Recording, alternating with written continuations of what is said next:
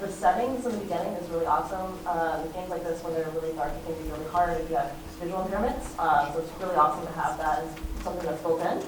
I also think that when it comes to games like this, the audio feedback is really, really important, and I think it was really well done.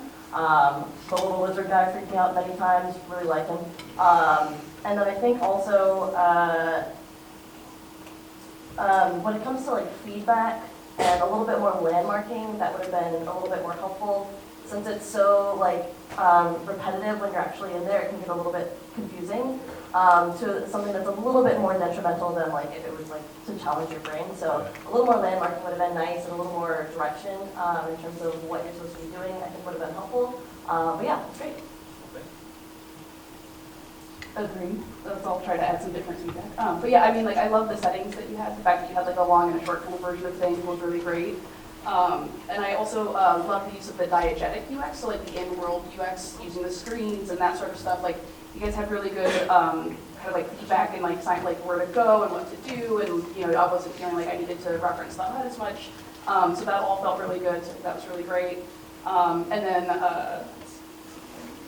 Well, yeah, your UI presentation also, I think you guys had really, really solid looking and interactive UI. I think maybe like the one thing is like missing sort of that kind of focus state when you mouse over something to let you know that you're hovering over it and like what you're kind of selecting, and having a state change on something once you kind of selected it. Just little things like that. So great job, guys.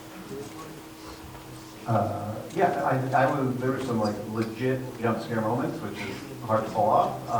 Like that was really good, and like audio, visual really played into that a lot. I didn't realize that I could refill my gas mask. I never survived long enough for that to be a problem. So my first opinion was like, oh, it's a little thin on the theming. Playing that mechanic up a little more, I think could have helped with that. And then the other navigation stuff was probably the other biggest critique. Also, was it randomized, like where the boxes would be in which numbers?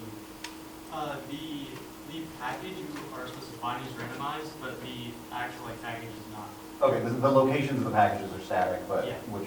But it's a really good trick for extending gameplay as well, to have a little bit of randomization in there, but not so much that it makes it impossible. So good job on that.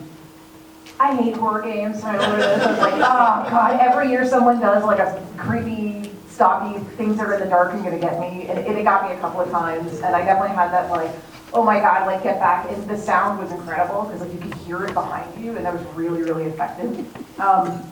One note, like when you read the instructions on the monitor, it said the package would be in a location like that matched the color of the floor or something, like the monitor. I couldn't tell like once I got out into the warehouse, like I didn't notice any discernible color changes, so it was really hard to find those packages.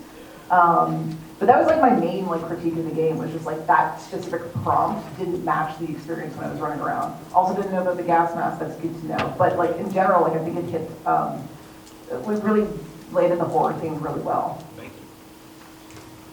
Nothing really to add. Solidly put together. What Caitlin and Crystal said matches my feedback. Thank you.